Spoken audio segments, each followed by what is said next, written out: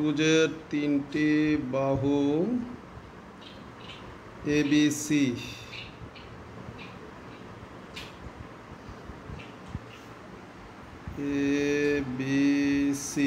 এবং দুইটি কোণ এক্স কোণ ও ওয়াই কোণ দেওয়া আছে। এক্স কোণ ওয়াই কোণ দেওয়া আছে, তো চতুর্ভুজটা আঁকতে হবে। যে কোনো রশ্মি বিই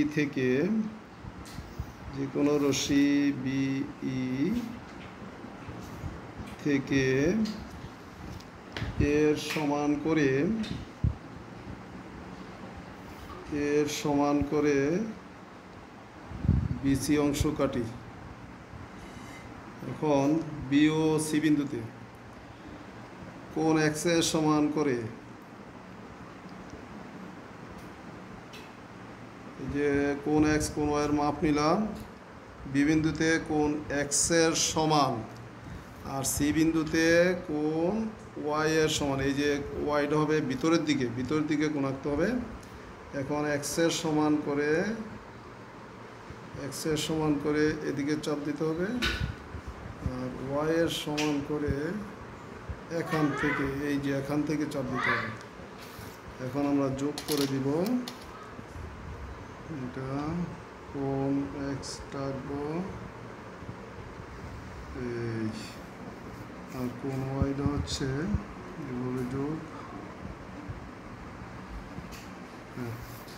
এটা হলো সিবিএফ, কোণ এক্স এর সমান করে সিবিএফ এবং কোণ ওয়াই এর সমান করে বিসিজি আঁকলাম।